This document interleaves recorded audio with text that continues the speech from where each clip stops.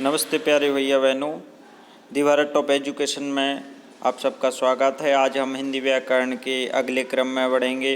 तो आज पार्ट 2 में यानी पार्ट 2 में वर्णमाला पढ़ेंगे। तो वर्णमाला के बारे में हम जानते हैं। तो वर्णमाला क्या है?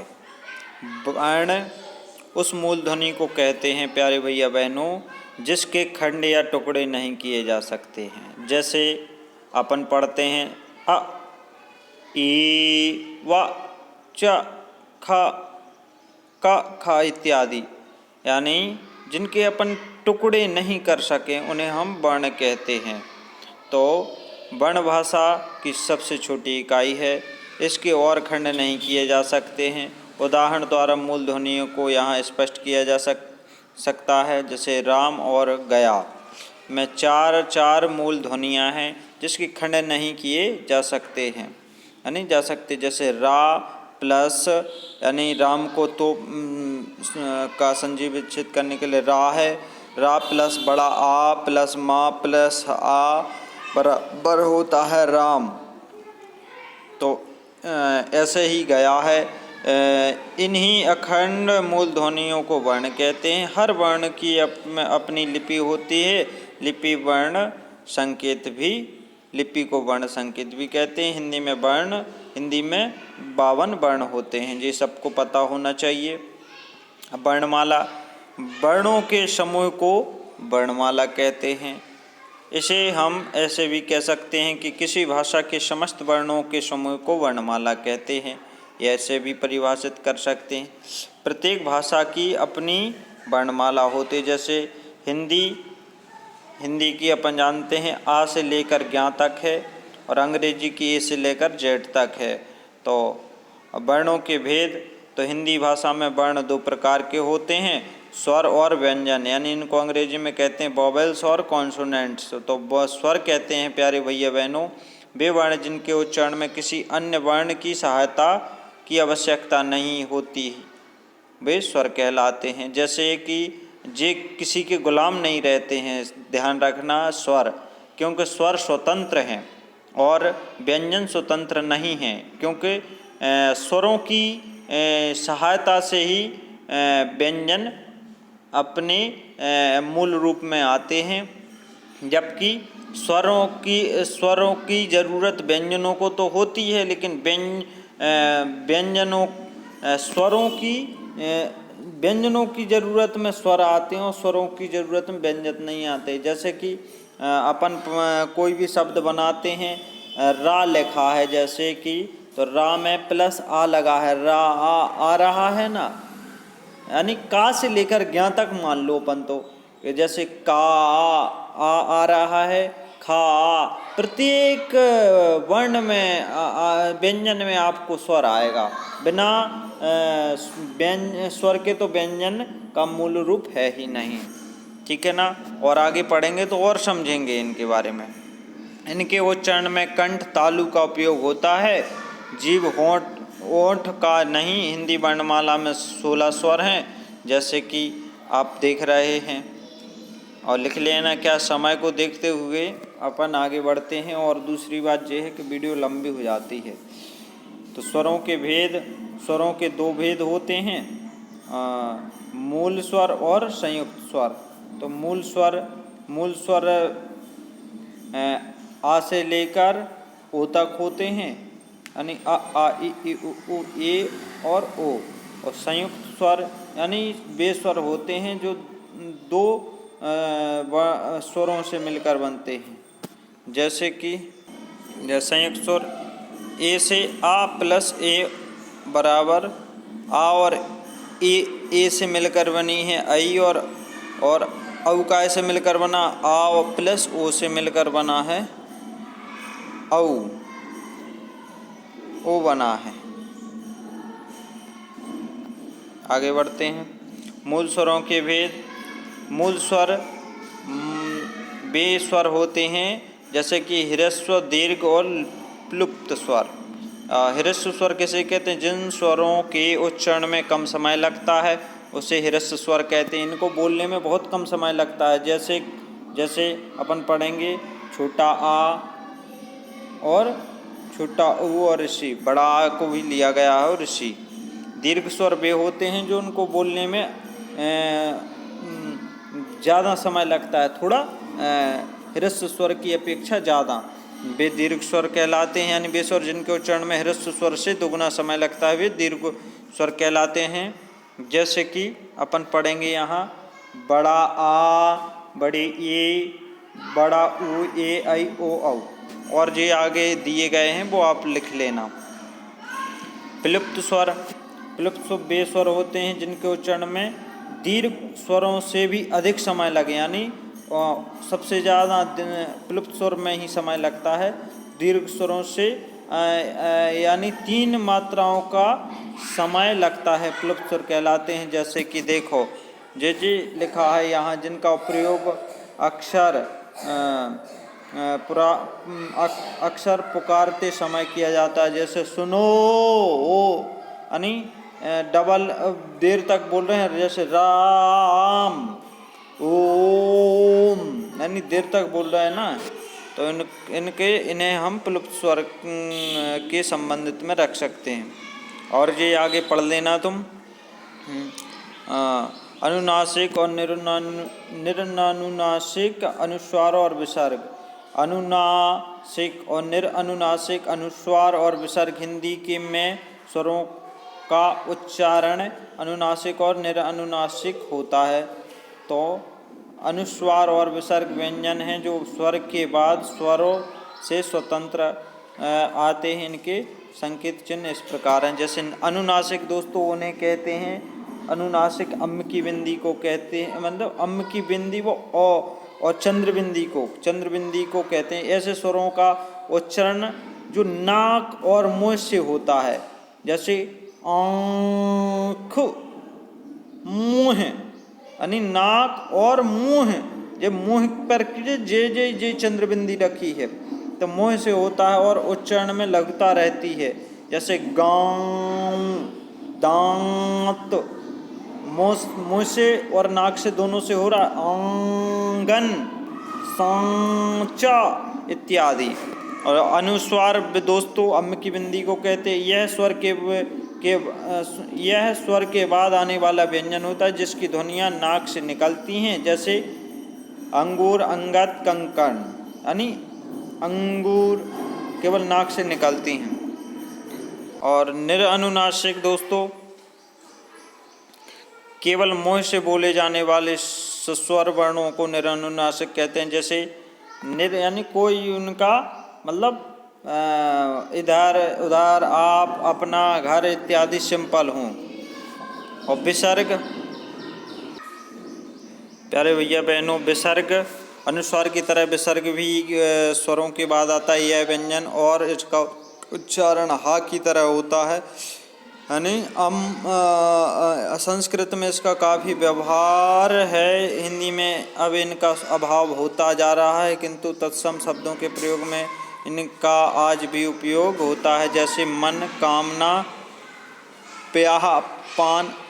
प्याहपान, अतः, स्वतः, दुख इत्यादि ये क्या विसर्ग में आते हैं, यानी आहा की बिंदी को विसर्ग कहते हैं, सीधी बात।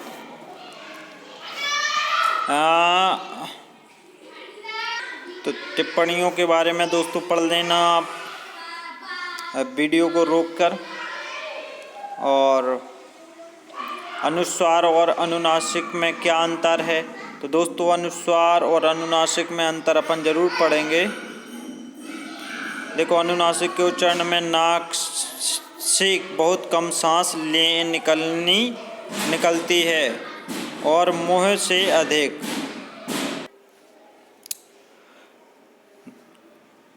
दूसरा पॉइंट देखो दोस्तों, जैसे कि अनुस्वार और अनुनासिक में अंतर, तो आप इनको वीडियो को रोककर पढ़ लेना।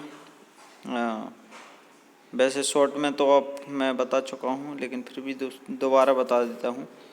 अनुनासिक के उच्चारण में नाक से बहुत कम सांस निकलती है और मुंह से अधिक।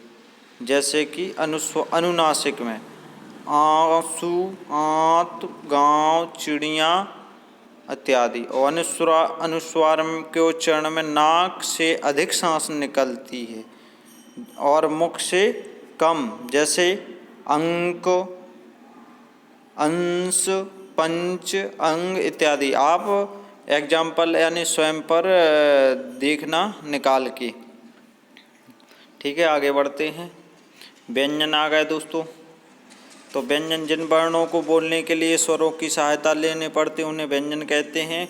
ये कॉन्सोनेंट भी अंग्रेजी में इन्हें कहते हैं। और जैसे कि का से लेकर ज्ञा तक, माँ तक व्यंजन है। का से विसर्ग यानी का से विसर्ग यानी त, आहा तक सभी वर्ण व्यंजन हैं। प्रत्येक व्यंजन के उच्चारण में आ की ध्वनि छिपी रहती है। ये भी सत्य है, आ के बिना व्यंजनों का उच्चारण संभव नहीं है।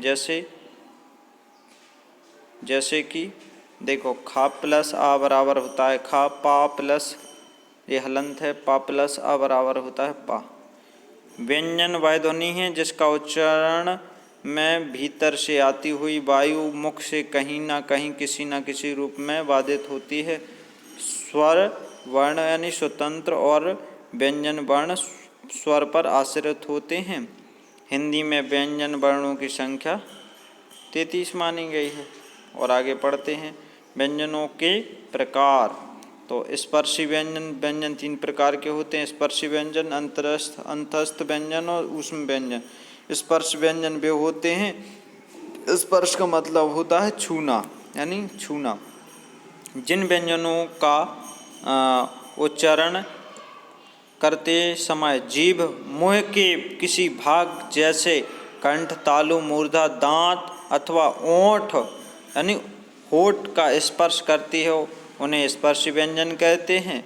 जैसे कि ये शब्द बोलते हैं, स्पर्श व्यंजन 25 व्यंजन होते हैं, यानी जैसे कि दूसरे शब्दों में ये है परिभाषा। जैसे कि का से लेकर ड़ा तक कावर्ग, चावर, टावर्ग, तावर्ग और पावर्ग ये सब स्पर्शी व्यंजन में आते हैं। जरा आप बोल के देखो। अंतरस्थ व्यंजन, आगे बढ़ते हैं। अंतरस्थ व्यंजन यानी भीतरी व्यंजन, भीतर की ओर जाते हैं जो व्यंजन। उच्चारण के समय जो व्यंजन मुंह के भीतर ही रहें उन्हें अंतरस्थ व्यंजन कहते हैं। जैसे कि 4 आते हैं जो या, रा, ला, वा, ये अंदर ही की ओर रह रहे ना, तो जी अपने होते हैं अंतरस्थ व्यंजन। और आगे बढ़ते हैं दोस्तों, क्योंकि अपनी वीडियो लंबी हो जाती है तो आप भी बोर होने लगते हो। ऊष्म व्यंजन, ऊष्म का अर्थ होता है गर्म। जिन वर्णों के उच्चारण के समय हवा मुंह के विभिन्न भागों से टकराए और सांस में भी गर्मी पैदा कर दे उन्हें ऊष्म व्यंजन कहते हैं, यानी गर्म। जैसे कि अपन देखेंगे ये भी 4 होते हैं ऊष्म व्यंजन, जैसे सीटी वाला सा, षटकोण वाला सा, सरौता वाला सा और हा। तो दोस्तों अब आगे बढ़ते हैं। उच्चारण स्थान के आधार पर व्यंजनों का वर्गीकरण, तो ये आप लिख लेना। काय से क्या निकालते, कंठ से कौन कौन से, गले से यानी कौन कौन से स्वर निकलते हैं, तो का से लेकर ड़ा तक। तालु से कौन कौन से निकलते हैं, चा से लेकर चा, छा, जा, झा, श्याव, या, वसा। मूर्धन्य से कौन कौन से वर्ण निकलते हैं, दांतों से कौन कौन से निकलते हैं, ओंठों से कौन कौन से निकलते हैं, और निचले ओंठ से व ऊपरी ओंठ से कौन कौन से निकलते हैं। ये आप अपने ही द्वारा एग्जाम कल यानी उदाहरण देते हुए स्वयं विवेक करें और निकालें अपने। और प्राण वायु के आधार पर वर्ण अल्प प्राण और महाप्राण 2 होते हैं, जिनके उच्चारण में श्वास पूर्व से अल्प मात्रा में निकले और जिनके हरा हकार जैसी ध्वनि नहीं होती है उन्हें अल्प प्राण कहते हैं। यानी सरल शब्दों में ये परिभाषा है, जो सरल लगे आप वो अपनी परिभाषा में इसे नोट करना। जिन वर्णों के उच्चारण में वायु की मात्रा कम होती है वे अल्प प्राण कहलाते हैं। जैसे जैसे का प्रत्येक वर्ग का पहला, तीसरा और पांचवा वर्ग अल्प प्राण हैं। जैसे प्रत्येक वर्ग का तीसरा और पांचवा, पहला, तीसरा, पांचवा। जैसे का की लाइन देखो तो पहला है, फिर एक साथ दूसरा छोड़ो खा और तीसरा, फिर गा है, घा छोड़ो ड़ा है। तो ये हैं क्या आपके अल्प प्राण। और अंतरस्थ व्यंजन भी अल्प प्राण में ही आते हैं। महाप्राण में महाप्राणः यानी महाप्राण में जे आते हैं आपके सरल शब्दों में पढ़ें, जिन वर्णों के उच्चारण में वायु की मात्रा अधिक यानी हवा, और वे महाप्राण कहलाते हैं। यानी इनकी वायु, जैसे खा वायु की मात्रा अधिक जा रही, घा, छा, झा, तो इन्हें हम क्या कहते हैं दोस्तों, धा, ये पूरे पढ़ लेना, इन्हें हम महाप्राण कहते हैं। संयुक्त व्यंजन वे व्यंजन होते हैं जो दो व्यंजनों से मिलकर बनते हैं, यानी अधिक व्यंजनों के मेल से बनते हैं, वे संयुक्त व्यंजन कहलाते हैं। जैसे कक्षा वाला छा बनता है का सा प्लस आ से मिलकर बनता है तो छा। तो ऐसे ये पढ़ लेना, एग्जाम्पल बहुत सारे दिए हैं, यानी उदाहरण। द्वंद्व व्यंजन यानी द्वंद्व व्यंजन ये जब एक व्यंजन का अपने स्वरूप व्यंजनों से मेल होता है तब वह द्वंद्व व्यंजन कहलाते हैं। जैसे का यानी का हलंत और फिर पूरा का तो वह कक्का, यानी और पाल जोड़ दो तो पक्का। तो ये अपने वे होते हैं और इन्हें दिए हैं। अगर आपको लिखना हो तो इनको वीडियो को रोककर देख लेना। संयुक्ताक्षर स्वर रहित व्यंजन अन्य स्वर रहित सहित व्यंजनों से मिलकर बनते हैं तब वह संयुक्ताक्षर कहलाते हैं। जैसे संयुक्त शब्द लिखा का प्लस ता प्लस अक्त, और स्थान में, स्वाद में, शुद्ध में, ये क्या संयुक्ताक्षर है। वर्णों की मात्राएं, तो व्यंजन वर्णों के उच्चारण में जिन स्वर मूलक चिन्हों का व्यवहार होता है उन्हें मात्राएं कहते हैं। दूसरे शब्दों में अपन पढ़ें, सरल शब्दों में, स्वरों के व्यंजनों में मिलने के इन रूपों को भी मात्रा कहते हैं। ये अपनी मात्राएं दी गई यानी खड़ियाँ जैसे जोड़ दी गई हैं। घोष और अघोष व्यंजन, नाद की दृष्टि से जिन व्यंजनों के उच्चारण में स्वर तंत्रिकाएं झंझकृत होती हैं वे घोष कहलाते हैं। और अघोष नाक की दृष्टि से जिन व्यंजन वर्णों के उच्चारण में स्वर तंत्रिकाएं झंझित नहीं होती हैं वे अघोष कहलाते हैं। जैसे एग्जाम्पल आपके दिए गए हैं, अघोष वर्ण का खा जे होती हैं दिए हैं आपके। घोष वर्ण वर्ग का तीसरा और चौथा पांचवा वर्ण सारे स्वर वर्ण या रा ला वा और हा एक अपने काय में आते हैं घोष में। हल व्यंजनों के नीचे जब एक तिरछी रेखा लगाई जाए तब उसे हल कहते हैं, यानी तिरछी रेखा जे लगे। हल लगाने का अर्थ होता है कि व्यंजनों में स्वर वर्ण का बिल्कुल अभाव नहीं है। जैसे अपन बोलते हैं हलंत या व्यंजन आधा है, तो अगर आपको व्यंजन आधा लिखना है, आधा अक्षर बनाना है तो उसमें हलंत लगाओ, हल लगाओ, ठीक है ना। जैसे का व्यंजन वर्ण में इसमें से आ स्वर वर्ण की ध्वनि छिपी है। यदि हम इस ध्वनि को बिल्कुल अलग कर देना चाहे तो का में हलंत या हल चिन्ह लगाना आवश्यक होगा। ऐसी स्थिति में इसके रूप इस प्रकार हो जाएंगे, जैसे का और खा और गा और चा। हिंदी के नए वर्ण, हिंदी में नए 5 व्यंजन हैं, छात्रा, ज्ञा, ड़ा और ढा। कितने हैं? 5। तो जोड़े गए हैं, किंतु इनमें प्रथम 3 स्वतंत्र ना होकर संयुक्त हैं। जैसे छात्रा, ज्ञा, जिनका खंड किया जा सकता है। जैसे का प्लस सा मिलकर बनता है कक्षा। ता प्लस रा मिलकर बना है त्रा और जा और या मिलकर बना है ज्ञा। तो आगे जी पढ़ लेना अपने।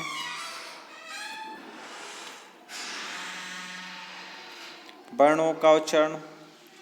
वर्णों का उच्चारण कोई भी वर्ण मुंह के विभिन्न भागों से बोला जाता है, इन्हें उच्चारण स्थान कहते हैं। अब कंठ से कौन निकलते हैं, तालव्य से कौन निकलते हैं और मूर्धन्य से कौन निकलते हैं। यानी कंठ यानी अपना जो होता है कंठ, तालु यानी जो अपनी तातु लगा रहता है वहाँ से कौन कौन से वर्ण निकलते हैं, यानी वर्ण निकलते हैं। और मूर्धन्य यानी जो अपनी दांतों के ऊपर का स्थान होता है, जो मूर्ध और जीभ के स्पर्श वाले वर्ण, जो अपने मूर्धन्य और दांतों से निकला दंत है। ओष्ठ यानी होठों से कंठ, कंठ तालु यानी दोनों से मिलकर निकलता है, ऐसे ए और आई है। कंठोस्थ से ओ और औ, कंठ से भी ओठों से मिलकर निकलते हैं वर्ण, वे ओ और औ हैं। और दांत और ओठ से निकले वर्ण वाह है। स्वर वर्णों का उच्चारण। स्वर्ण वर्णों का उच्चारण आप देख लेना, वीडियो को रोक कर पढ़ लेना, नहीं वीडियो लंबी हो जाएगी। संस्कृत में और हिंदी में व्यंजनों का उच्चारण।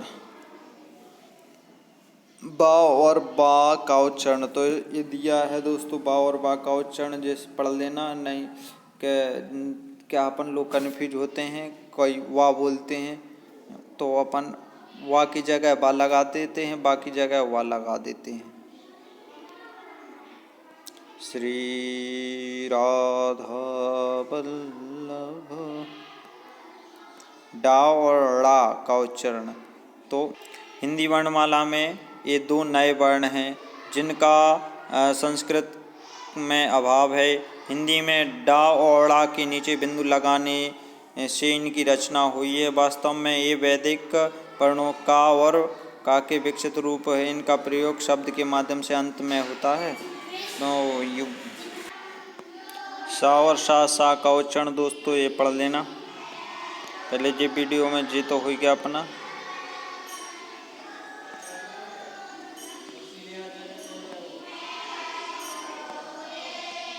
डा और ढा का उच्चारण क्या इनमें अपन लोग कन्फ्यूज होते हैं, तो अपना ये चैप्टर लगभग क्लियर होगा शॉर्ट में। और अगर विस्तार से पढ़ेंगे तो अपन अगली वीडियो बनाएंगे। तब तक के लिए यहीं तक रुकते हैं और अगले विषय में फिर पढ़ते हैं। और वीडियो अच्छी लगी हुई तो अपने चैनल को सब्सक्राइब करें, वीडियो को लाइक करें और आगे बढ़ा दें जो उन भैया बहनों तक पहुंच जाए। वंदे मातरम। वंदना का समय हो गया हमारा। जय हिंद, जय भारत।